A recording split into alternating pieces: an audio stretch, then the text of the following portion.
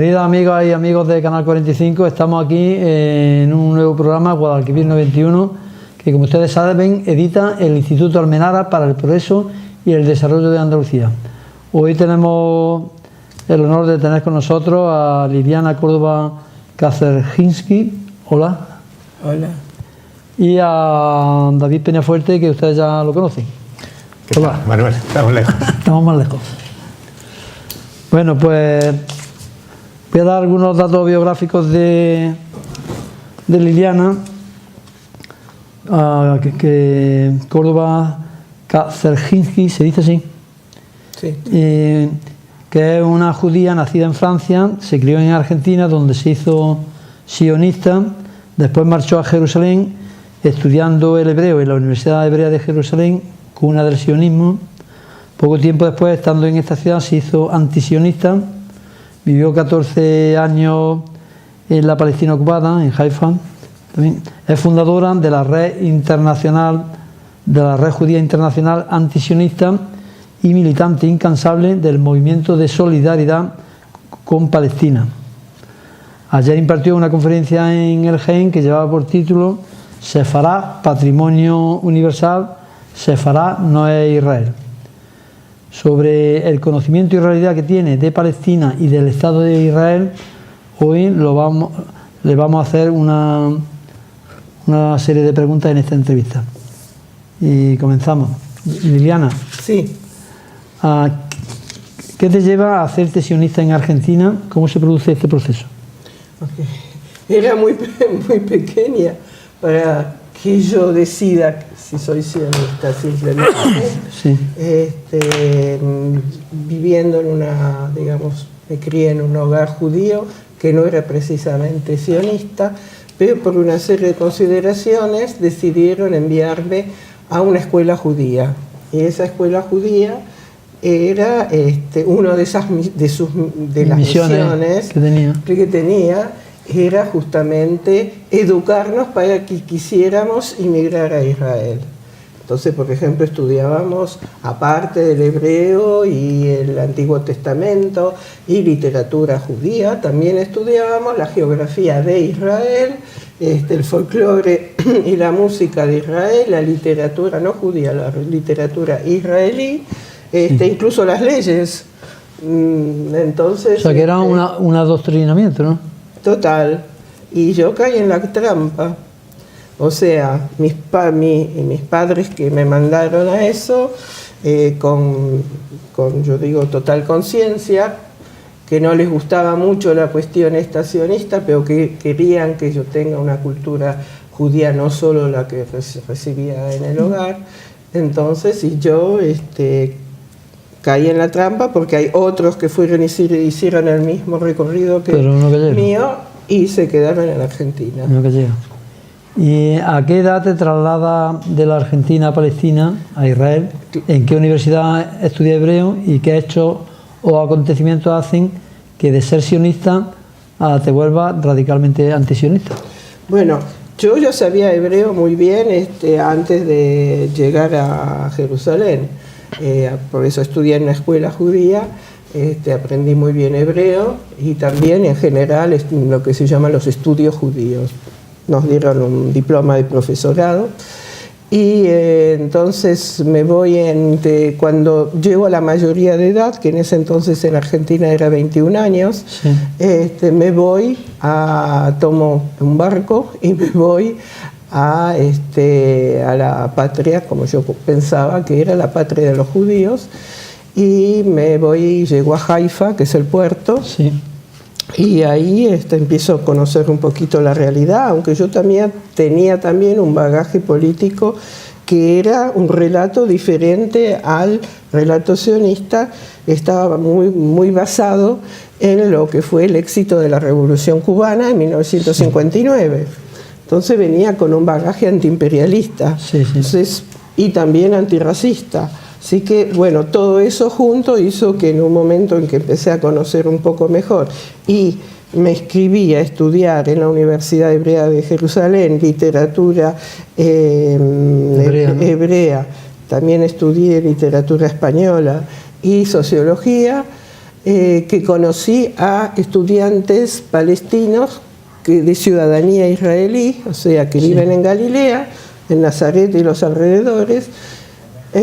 Fui a conocer sus poblados y ahí, hablando con la gente, que en el 69 no era muy lejos del desastre palestino, o sea, 69 eran 20 años después del 48, entonces, no, un poco más, entonces había todavía gente que pasó la Nakba, la catástrofe palestina, y me contaron todo lo que pasó en el 48, cómo fueron expulsados de sus aldeas, que ellos eran lo que se llama residentes ausentes, porque en el 48 tuvieron que escapar, pero después volvieron, tuvieron un tiempo muy difícil, que eran clandestinos, y ya en 1950 el gobierno de Israel decidió legalizar un cierto número de ellos.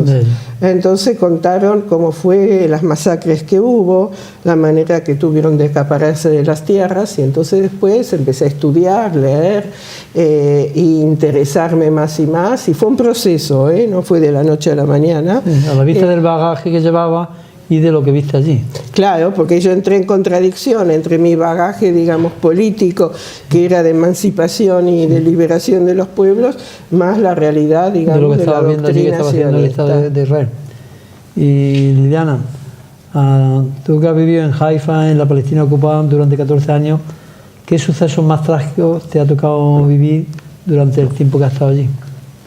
Bueno, uno de los sucesos trágicos fue justamente el Día de la Tierra, que lo vamos a celebrar muy próximamente. Creo que el compañero va por ahí especificar, detallar un poco mejor, pero fue en 1976 cuando los palestinos de Galilea, o sea, de la parte que quedó como el Estado de Israel, se sublevaron, entendiendo que Israel, que las autoridades israelíes estaban en un proceso de acapararse todavía con más tierras de las que se ocuparon en el 48. De la división que se había hecho en 1948.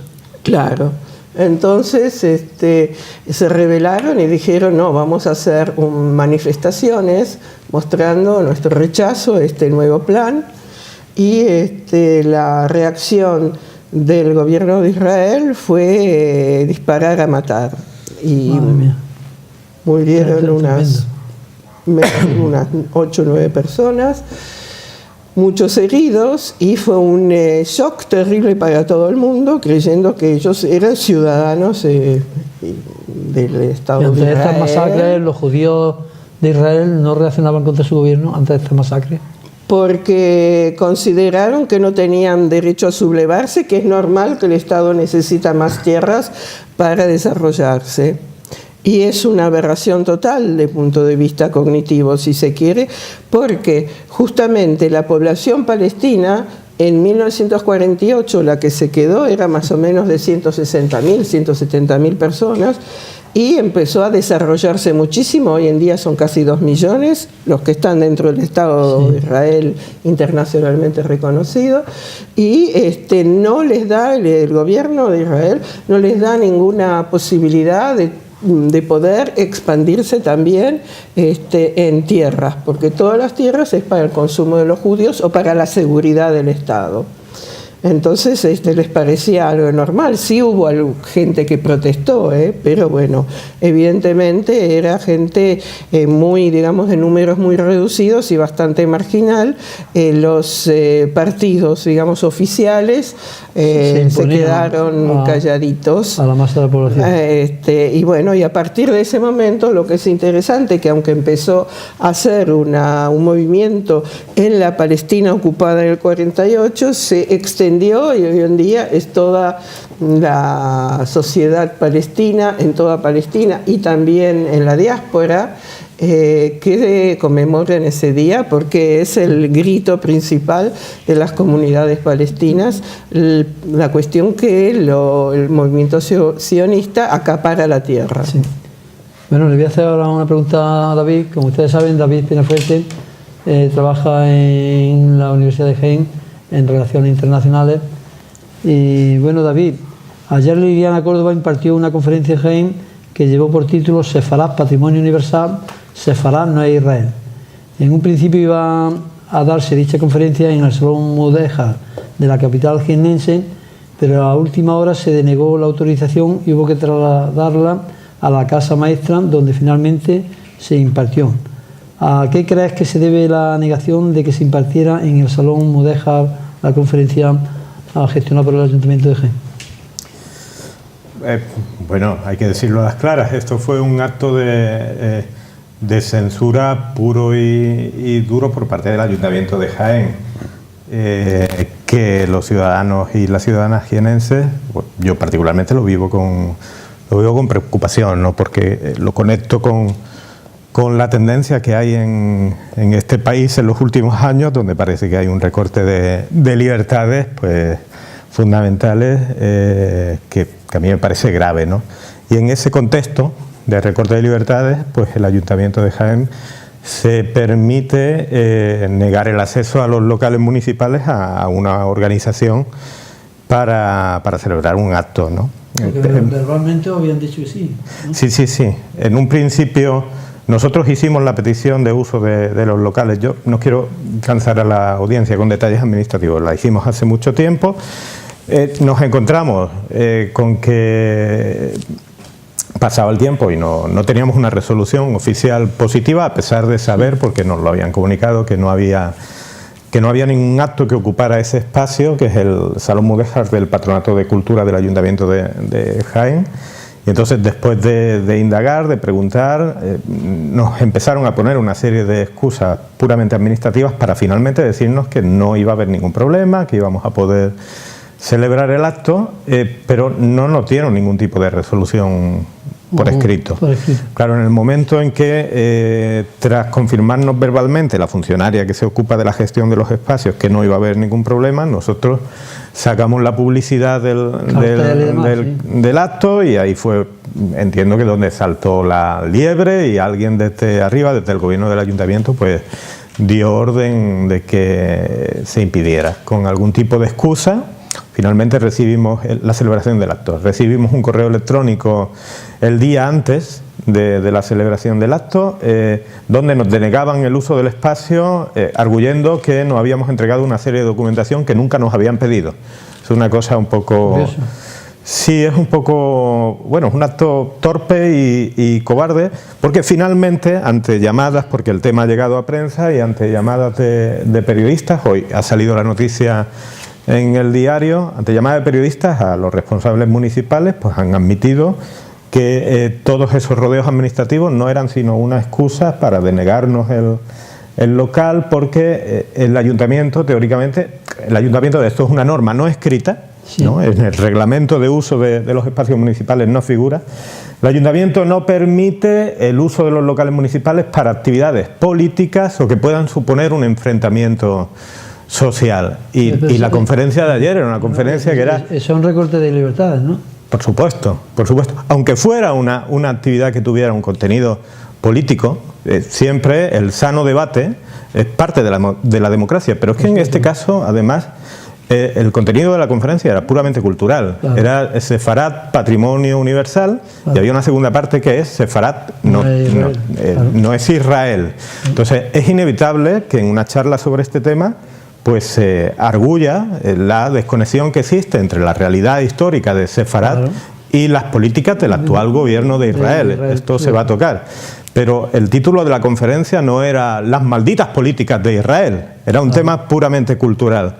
Aún así, pues el ayuntamiento entiende que es un tema que puede generar enfrentamiento social y por tanto deniega, lo cual no obvia para que el mismo ayuntamiento haya celebrado en ese mismo local actos con la presencia del embajador de Israel o con la concejala de Cultura de la Embajada de Israel. Eso parece que no genera ningún tipo de enfrentamiento social, a pesar de que el gobierno de Israel está masacrando a los palestinos.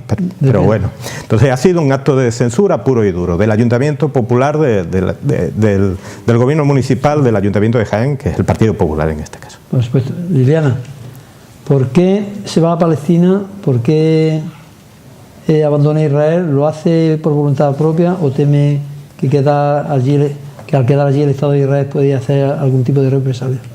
No, fue por voluntad propia absolutamente, nadie me echó. Era porque, bueno, vivir dentro de una sociedad judía donde 99,9% de la gente piensa que una sociedad donde se está implementando el apartheid es algo normal o algo aceptable, No es muy sano. es insoportable.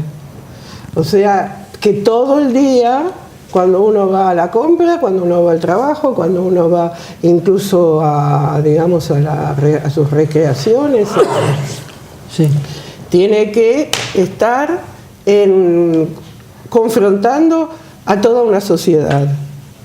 Desde el punto de vista psicológico, digamos, es muy difícil soportarlo. Y yo, bueno, como no nací ahí... O sea que el apartheid se palpa en todos los ámbitos de la vida cotidiana. En todos los ámbitos. Desde, yo digo, cuando uno va... Bueno, son cosas por ahí que queda un poco fuerte relatarlas, pero vamos a relatarlo, que incluso cuando uno va a hacer una compra en la despensa, ¿no? Que uno es vecino, o sea, que está en el barrio, y uno ya, entonces siempre se comentan ahí las grandes noticias, ¿no? Entonces sí. Siempre es qué es bueno para los judíos y qué no es bueno para los judíos. Todo, no importa que si en Uzbekistán se ganó un partido de ping-pong, ¿es bueno para los judíos o no es bueno para los judíos? Todo, digamos, está tamizado de esa manera, o sea que si uno no se siente parte del recito, del relato heroico de esa sociedad, del gobierno judío. ¿Ah?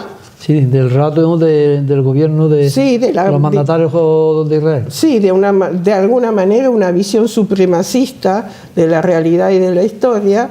Entonces es difícil todo el tiempo estar en oposición con todo el mundo, sobre todo que yo, como digo, bueno, la gente que nació ahí podemos ver otra cosa, aunque hay muchos también que nacieron ahí, de nuestras opiniones políticas que se van. Pero bueno, tiene, digamos, alguna coherencia. Yo no nací ahí, fui víctima de maniobras. Manipulación. Claro, y entonces, bueno, decidí irme a, digamos, un lugar donde me sienta parte de la sociedad, aunque no acepte muchas cosas, pero no que me sienta agredida, aunque no me agredan personalmente, todas las 24 horas. Por supuesto. Tú que eres fundadora de la Red Judía Internacional Antisionista, ¿cuál es la motivación principal que tienes para fundar esta red y a qué fin último aspira a conseguir este movimiento? Nosotros fundamos la red en el 2008 en San Francisco, California, Estados Unidos, porque nuestro, digamos, objetivo principal es difundir el relato antisionista en los medios, sobre todo de izquierda, de la gente que lucha por los derechos humanos, que siempre quedaba, uno podía decir que era muy progresista, pero no se tocaba el relato israelí. Entonces nosotros creemos que esa es nuestra función principal, de divulgarlo y hacerlo también legítimo. O sea que si un no judío dice ciertas cosas, inmediatamente, como sabemos, es acusado de antisemitismo. Nosotros, bueno, es más difícil. Sobre todo muchos de nosotros tenemos familias que desaparecieron en el genocidio, pertenecemos por cultura a ese grupo. Entonces es más difícil y nosotros damos también una cierta legitimidad a criticar al proyecto sionista que no se pueda tachar de racismo de ningún tipo. O sea, nuestro relato no es, por supuesto, judeófobo, por supuesto tampoco que es islamófobo, y tenemos muy en cuenta justamente esa parte, digamos, de donde el proyecto sionista es completamente cómplice de difundir mucha islamofobia, porque evidentemente a los palestinos se los ve como musulmanes, cuestión que también es completamente fraudulenta porque hay un 20% que son cristianos. Claro. Entonces, y como musulmanes entonces son terroristas, entonces el Islam es una religión reaccionaria en su, digamos, en su fundamento, cuestión que también nosotros criticamos. Eso fue, digamos, los objetivos más importantes, aunque no todos nosotros llevamos una vida judía. Yo personalmente no me siento identificado hoy en día con el grupo judío porque no practico y no, digamos, no me siento parte de esa integridad, de esa identidad de una manera particular. Sí. Pero sí siento que como judía, como hablan en nuestro nombre, y Netanyahu dice todas sus barbaridades en nombre del pueblo judío, no en nombre de los israelíes que tiene legitimidad porque lo eligieron, claro. Pero nosotros no lo elegimos, la gente que está fuera. Está usurpando a una serie de personas. Claro, entonces está usurpando nuestra representatividad, él como las instituciones judías oficiales. O sea, aquí también está la Federación de Comunidades Judías de España, que ellos dicen, nosotros representamos a los judíos de España, lo cual yo conozco bastantes judíos aquí que ni saben lo que es esa federación y por supuesto que no votan y no se sienten parte de ella. Por tanto, su movimiento lo que aspira de alguna manera es a que, digamos, la cultura judía con mayúscula sea plenamente democrática y no excluyente de los demás, ¿no? Claro, exactamente. Y David, la Asociación Al-Quds trabaja por promover la solidaridad con Palestina. Desde tu punto de vista, ¿qué labor solidaria viene haciendo Liliana Córdoba con el pueblo palestino? La solidaridad con los pueblos del mundo árabe, no solo con Palestina, aunque Palestina tiene un lugar muy importante, ¿no? Sí. Tanto en el origen de la organización como el trabajo que actualmente desempeña. Sí. Pues vamos a ver la labor que realiza Liliana y realiza la Red Internacional Judía Antisionista, pues a nosotros nos parece fundamental, ¿no?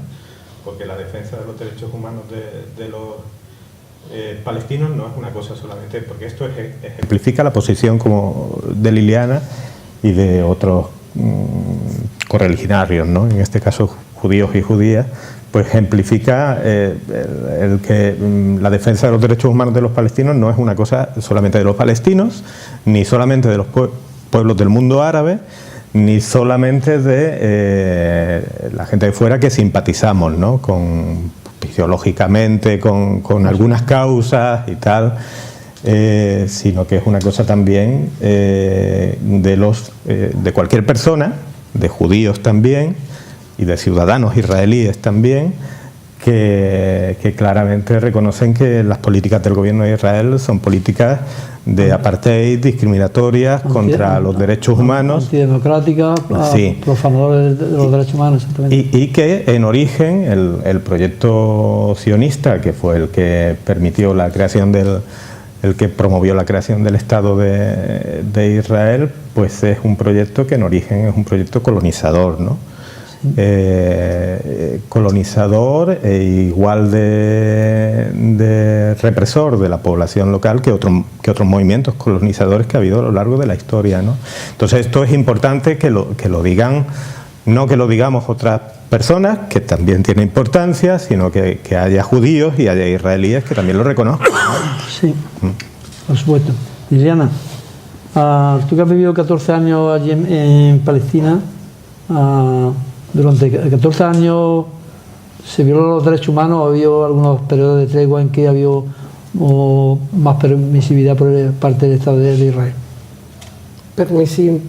¿Permisividad de qué?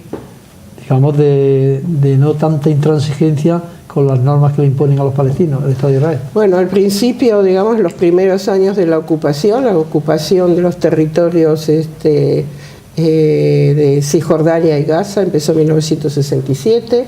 En los palestinos que viven, digamos, en el Estado de Israel, más o menos en el entorno de Nazaret, Haifa, tuvieron un régimen militar hasta 1966. O sea que para desplazarse ya dentro de Israel de una ciudad a otra, tenían que pedir permiso al gobernador militar. Y eso, por supuesto, fue, digamos, momentos muy dolorosos para la población palestina residente en lo que internacionalmente se conoce como Estado de Israel. Para los palestinos ocupados a partir de 1967, los primeros años de la ocupación en Cisjordania fue más o menos bastante pacífico, digamos.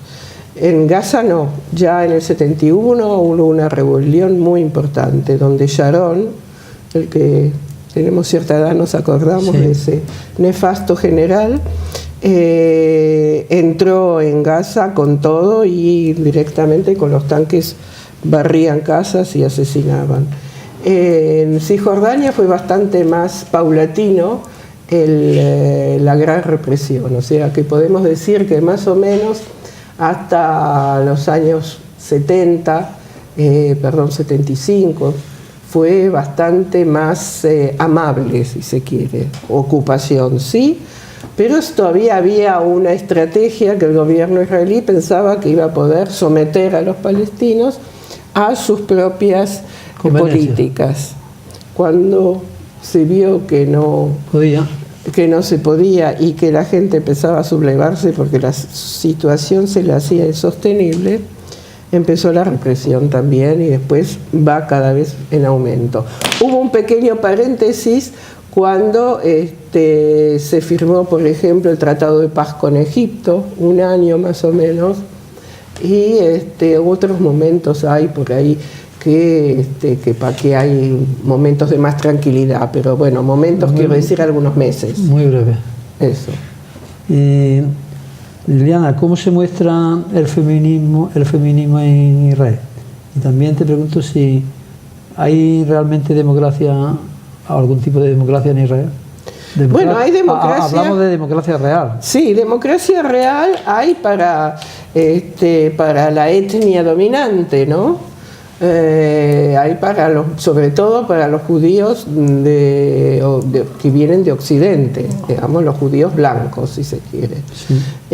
Para los judíos mismos que vienen de países musulmanes, ya la realidad es más difícil.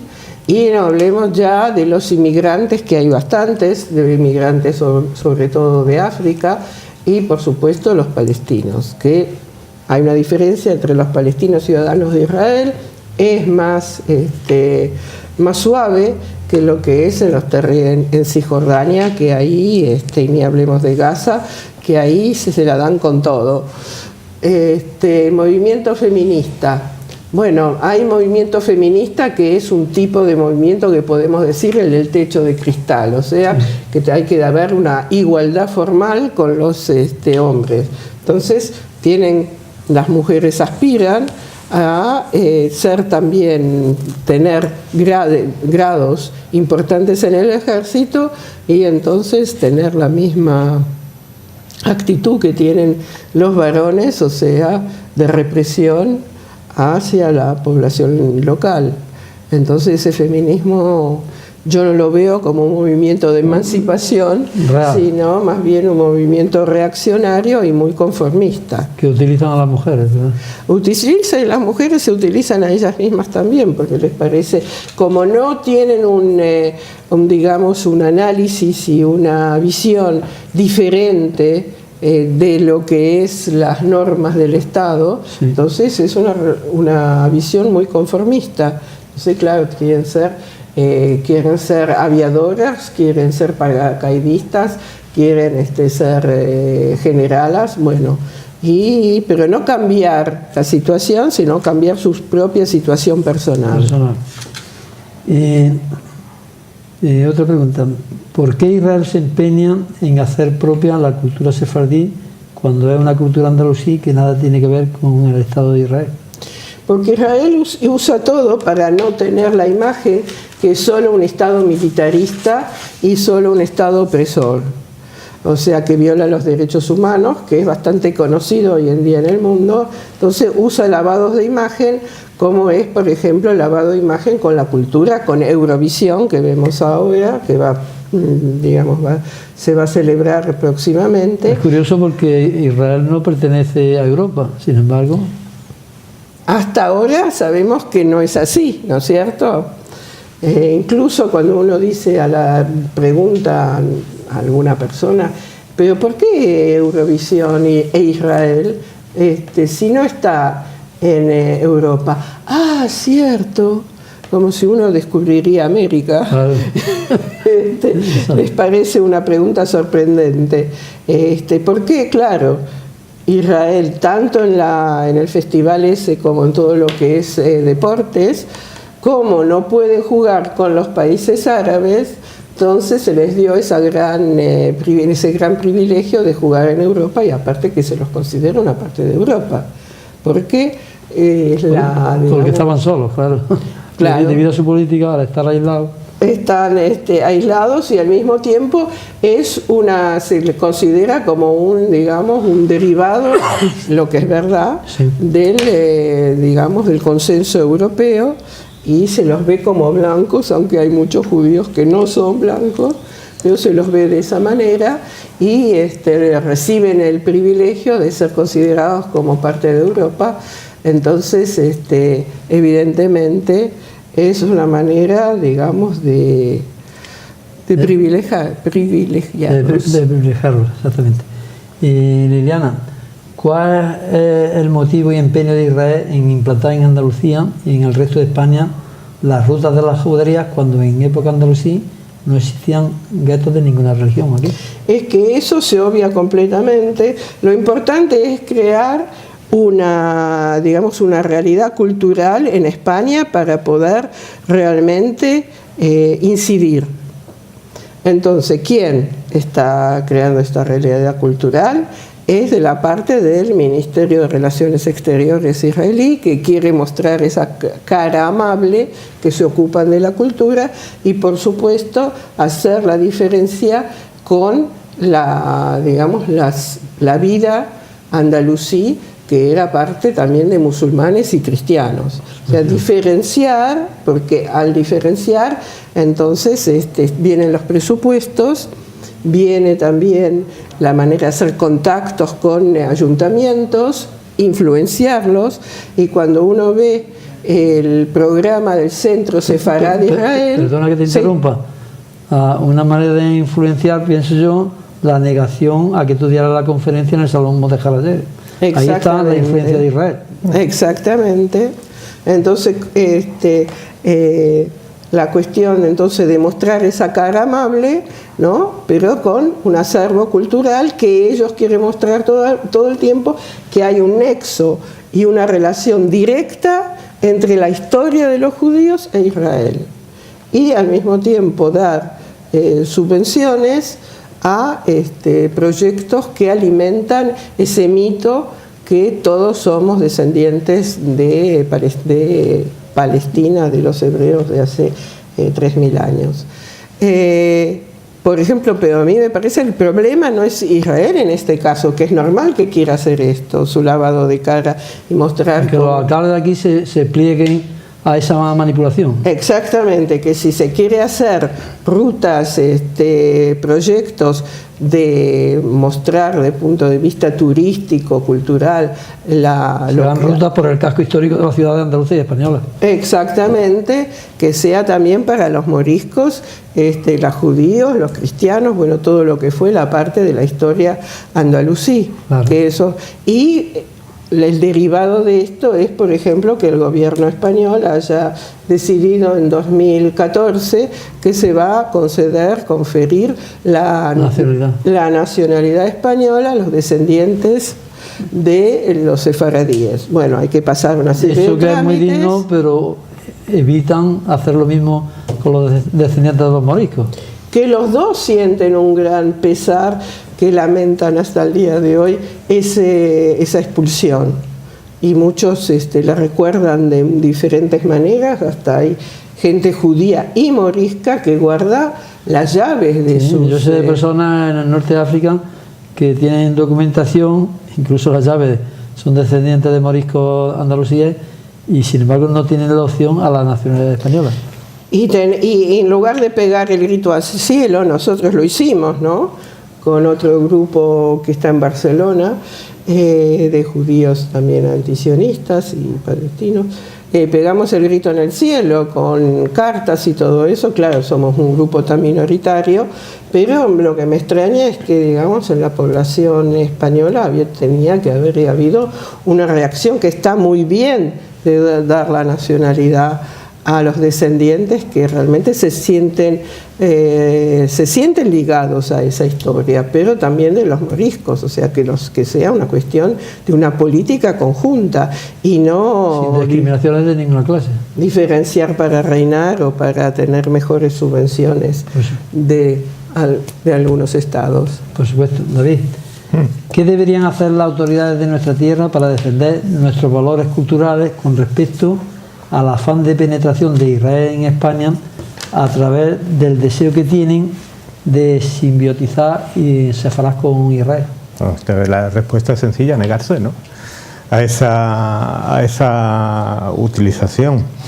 Sin embargo, perdona que te interrumpa, ya vemos aquí las visitas del rector de la Universidad de Jaén a Israel y las del alcalde de Jaén también a Israel. Pues sí, a mí me parece triste, ¿no? A mí me parece que habría que poner en cuestión, pues, las relaciones que se mantienen con determinados países que incumplen sistemáticamente la legislación internacional y violan los derechos humanos, ¿no? Más elementales. Como es el caso de Israel, ¿no?, donde hay, pues, numerosas resoluciones tanto de la Asamblea General de Naciones Unidas como el Consejo de Seguridad de Naciones Unidas, a lo largo de años y años, pues poniendo de manifiesto que el gobierno de Israel, pues, se salta todos los límites, ¿no? Y sin embargo, pues no sucede nada, porque el único poder efectivo que podría ejercer la comunidad internacional, que son las sanciones, que sí se aplican o se han aplicado en el caso de otros países. Venezuela tiene sanciones, ¿no? Claro. En el caso de Israel nunca se aplican, ¿no?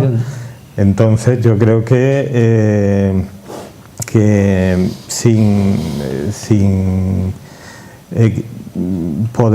decir que España tiene que tener relaciones con Israel, pues sí, claro que tiene que tener relaciones con Israel, pero hay que tener cuidado, ¿no?, con el tipo de relaciones. No someterse a su política. Claro. Y no someterse a estas operaciones tan chuscas de lavado de cara, ¿no?, como es todo lo que tiene que ver con la promoción de la relación entre una realidad histórica, pues, rica, que es un patrimonio de los andaluces, de las andaluzas, que es el legado de los judíos cuando eran andaluces, claro, y eran andaluzas, y la conexión con Israel es una conexión que es inexistente totalmente, porque Israel no existía para nada en la cabeza de los judíos y las judías de esa época. Entonces, ¿qué tienen que hacer las instituciones? ¿Qué me gustaría a mí como ciudadano de Jaén que hiciera el alcalde de Jaén, o en este caso el rector de la Universidad de Jaén? Pues poner en cuestión, ¿no?, ese tipo de colaboraciones con instituciones, claro, tirar un poco de dignidad, ¿no? Claro. Tirar de dignidad, ¿no? Que falsean la historia y sirven a los intereses de Israel. Claro, y a veces hay intereses que tienen que ver con lo puramente económico, ¿no? Con lo puramente económico, y hay personas que entendemos que los derechos humanos y la dignidad, pues, está por delante, ¿no?, de los intereses económicos, ¿no? O sea, yo quiero instituciones que se nieguen a ese tipo de operaciones de lavado de cara de estados como Israel. Por supuesto. Liliana, ¿los andalusíes de religión judía son los principales impulsores de la cultura judía en el mundo?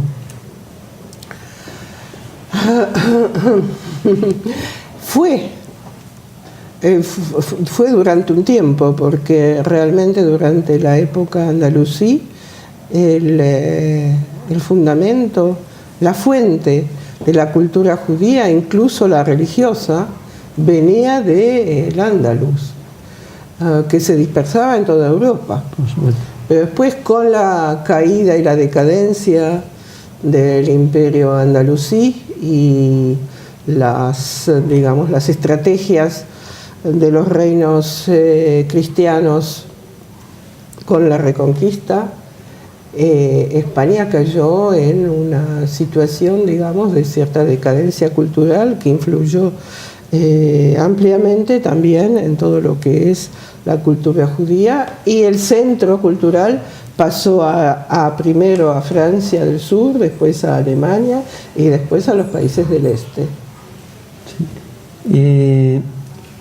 Dinos, Liliana, ¿por qué Sefarad es patrimonio universal y por qué Sefarad no es Israel?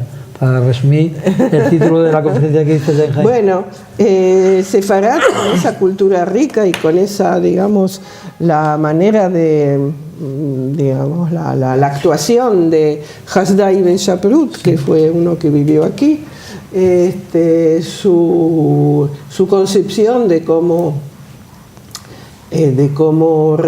difundir la cultura, eso es, yo creo, un acervo cultural de todo el mundo, aparte de realmente las obras que se han creado.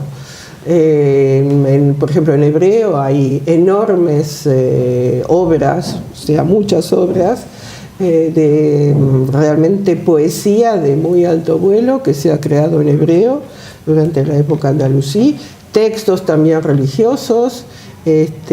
Toda esa cultura es muy interesante a quien le interesa la diversidad cultural, de inmergirse en esa cultura y conocerla. Por eso que es patrimonio, o sea, una persona de Alaska puede muy bien querer dedicarse a estudiar esa época y que seguro va a estar muy contento y va a aprovecharlo. Ahora, ¿por qué no es Israel? Porque como Israel quiere acapararse de esa cultura, como quiere acapararse de nuestra representatividad y también de la cultura ashkenazí, ¿no? La cultura de los judíos de Europa del Este, entonces nosotros decimos que no. O sea, que Sefarad es un patrimonio cultural para toda persona en el mundo que se interesa de la cultura, en cambio no tiene que ser instrumentalizada por ningún gobierno y por ninguna doctrina. Por supuesto. ¿Y por qué el lobby judío utiliza tanto el término antisionista? ¿Antisionista? ¿Por qué lo utiliza? Sí. Porque digamos que hoy en día, antes no se utiliza, yo creo que años pasaron que ni siquiera se conocía ese término. ¿Cómo empezamos a usarlo nosotros y otra gente que se pelea por los derechos de los pueblos y por los derechos humanos? Apareció ese término en la confrontación ideológica con el sionismo. O sea, estar contra la doctrina sionista es antisionismo, pero antes, no sé, la contradoctrina, la contraideología, perdón, no se conocía. Bueno, nosotros lo pusimos también en el mercado de ideas, lo pusimos en los medios, hicimos comunicación con eso y entonces hoy en día decir crítica a Israel es muy blando, porque ¿cómo va a decir una institución judía oficial que está mal criticar a Israel? Entonces dicen antisionismo. Y antisionismo tiene, de alguna manera, una resonancia que es deslegitimar al Estado de Israel. Que también deslegitimar al Estado de Israel puede ser una opinión política. O sea, que no admite ninguna crítica en contra de claro, exactamente, o sea, que pero queda, digamos, es una muy mala comunicación, es mala prensa decir que vamos a a marginar o a denunciar a la gente que critica a Israel, porque todo el mundo sabe que se puede criticar todos los países del mundo. Cuando ya se dice vamos a denunciar a los antisionistas, es de alguna manera tiene una resonancia con deslegitimar al Estado de Israel y con antisemitismo. Entonces se utiliza ese, digamos, ese comodín para de alguna manera deslegitimar completamente a la ideología antisionista, que es una ideología, que es un análisis, para hacerlo como digamos, un concepto que carga con odio. Claro. Y Liliana, tengo entendido que Israel es el quinto ejército más potente del mundo. Siendo un Estado tan pequeño, ¿a qué se debe el que haya logrado tener semejante ejército tan potente? Bueno, primero que es una decisión del gobierno, ¿no? De los gobiernos diferentes, que evidentemente estar en un mapa geopolítico donde hay tantos pueblos que son, digamos, de alguna manera simpatizantes con la causa palestina, dice que, bueno, que hay que pertrecharse. Es, digamos, lógico. Si uno no quiere convivir, no quiere pertenecer realmente al Medio Oriente, o sea, aceptar la realidad palestina, no tiene otra que estar estar todo el tiempo con el cuchillo entre los dientes. Armándose hasta los dientes. Claro.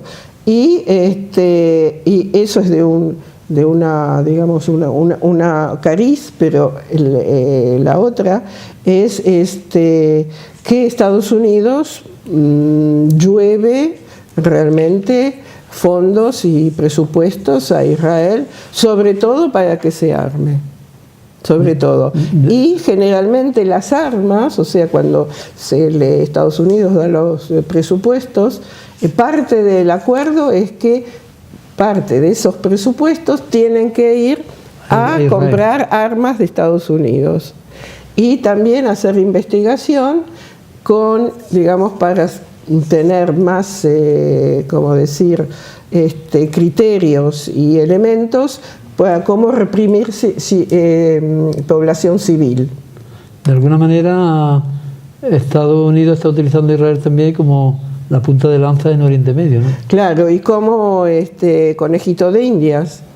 O sea, que la represión en Gaza da mucho conocimiento y para saber cómo reprimir poblaciones civiles. ¿Y cómo actúan los pueblos ante esa represión? O sea, todo el punto de vista de cómo y qué elementos y qué tecnología hay que usar para la represión. O sea, Israel recibe dinero no porque, no sé, la gente tuvo un sueño ahí que eso es lo que hay que hacer, ¿no? Sino que directamente es digamos, estratégico para los Estados Unidos completamente y para otros estados que ayudan también con muchas subvenciones. Europa, que nunca dice nada, pero vende armas y compra armas de Israel. Claro. Y Liliana, los sefardíes no tienen nada que ver con la Palestina histórica. La mayoría accedió al judaísmo por conversión en al-Ándalus. Te pregunto, ¿los sefardíes se sienten o no parte de Israel? Los sefaradíes que viven en Israel se sienten parte de Israel absolutamente. Pero quizás esta propaganda, ¿no? Porque viven ahí y son como todos los humanos que viven ahí, en 99% que aceptan, digamos, la cultura hegemónica, que es la cultura sionista, y no son diferentes de otros. Entonces, mismo que añoran Sefarad, por lo menos en las generaciones, digamos, más mayores, se sienten parte integrante de Israel y están completamente inmersos y defienden el relato sionista. Claro, pero esto se entiende un poco teniendo en cuenta cómo Israel se apropia, digamos, de los poetas sefardíes andalusíes, ¿no? Lo incorpora a su literatura, incorpora incluso parte de su historia. Entonces, claro, si esa historia, que es historia de los judíos de Al-Ándalus, la transmutan como si fuera de allí, pues de alguna manera una persona que no sea muy crítica quizás se deja embaucar, ¿no? Se deja embaucar, pero aparte que la gente que vive ahí se siente, digamos, partícipe del mito, el mito que difunde el sionismo, que es un mito que somos un pueblo todos unidos y que tenemos que defendernos contra los enemigos exteriores que quieren todos aniquilarnos. No tenemos que dejar que pase un segundo Auschwitz. Entonces, bueno, se arman hasta los dientes, es el relato que tenemos que estar todos juntos y que no tiene que haber divergencias y, digamos, sectarismos. Liliana, estamos llegando ya al final de la entrevista. ¿Está de acuerdo en que se elimine de nuestras ciudades el término judería y se sustituya por el de casco histórico al no existir guetos sobre ninguna religión como en Al-Ándalus? Creo que es una evidencia, pero eso es para decidir la gente, por supuesto, que vive en el Andalus, en Andalucía hoy en día. Me parece que puede ser muy interesante y que eso no solo lleve, digamos, un cambio de nombre, pero sino que se incorpore realmente en difundir el acervo histórico que fue compartido por las tres religiones y sobre todo poner realmente en relieve el reinado ¿cómo se llama? El calife de Abdul-Rahman III, que ayudó a impulsar todas las culturas y incluido el renacimiento de la lengua hebrea que había caído en desuso, permitiéndole a Hasdai Ben Shaprut tener intelectuales que escribieron diccionarios, etimologías y también hicieron normativa, una gramática hebrea. O sea, todo eso hay que verlo no como un acervo solo judío, sino de toda esa época. O sea, cambiar el nombre, pero también la actitud frente a esa historia. Por supuesto. Bueno, pues hemos llegado al final de la entrevista y quisiera primero, David, que te dirija a aquella cámara y algo que no te haya preguntado y que creas interesante decirlo, que lo digas. Y después tú, Liliana, dirigiéndote a aquella cámara. Empieza, David. Bueno, nosotros desde ACUS seguimos haciendo un llamamiento a la población de Jaén a sumarse a toda actividad de solidaridad con la resistencia con las distintas formas de resistencia del pueblo palestino, que es una resistencia a ser desposeídos de la tierra que es la tierra de sus ancestros, ¿no? Porque el proyecto sionista, el proyecto de creación del Estado de Israel, es una ocupación de una tierra que estaba habitada. Entonces, como toda ocupación, esto no es mío, citar a Maquiavelo solamente se puede mantener mediante el terror, que es lo que está pasando ahora, acosando y manteniendo a la población aterrorizada, o bien convirtiéndola ya en una ocupación definitiva porque hayan eliminado a la población, ¿no? La población o la hayan asesinado o se haya ido harta de todo lo que está pasando, ¿no? Entonces, la población de Palestina lleva ya 71 años de resistencia heroica. Parece que el juego de la geoestrategia hoy por hoy, no sabemos lo que pasará en el futuro, pues no les resulta demasiado favorable, y el único apoyo con el que cuentan es el apoyo de la sociedad civil, ¿no? Sociedad civil de pueblos como el pueblo andaluz, ¿no? Entonces, que mantengamos ese apoyo. Si los palestinos no se cansan y las palestinas no se cansan, no nos cansemos nosotros. Y tenemos una cita, el 30 de marzo se conmemora y se celebra la resistencia palestina en el Día de la Tierra Palestina, y en Jaén la Asociación Al-Quds, junto con otras organizaciones, hemos organizado una celebración a las 12 del mediodía en el Parque de la Alameda, donde vamos a nombrar simbólicamente a un olivo como el árbol de la resistencia palestina. O sea, el día 30 de marzo, sábado a las 12 del mediodía en el Parque de la Alameda. Muy bien. Liliana, a aquella cámara di algo que no te haya preguntado y que quiera decir a nuestros telespectadores. Que justamente hablamos y nos quejamos que de la impunidad del cual beneficia el Estado de Israel, a pesar que hay cientos de resoluciones de las Naciones Unidas condenándolo. Entonces tenemos una manera de la sociedad civil de dar respuesta a esa impunidad, es el movimiento de boicot, desinversiones y sanciones, conocido como BDS. Es un movimiento que nació en Palestina y es desde Palestina que están impulsando este movimiento y fomentándolo, y es realmente no comprar ningún producto que viene de Israel y también limitar mucho las relaciones que hay con las instituciones israelíes. No es contra los individuos israelíes, sino que es contra las instituciones israelíes, que absolutamente todas son cómplices con la ocupación.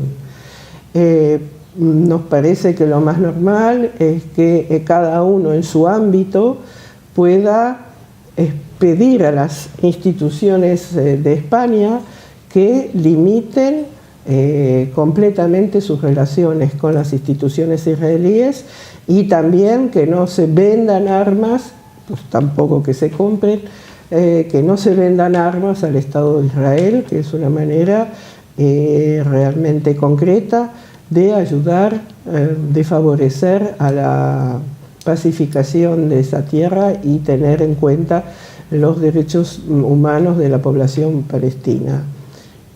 Pedimos ya a los diferentes ayuntamientos de Andalucía de cortar las relaciones con las instituciones israelíes y crear espacios libres de apartheid israelí.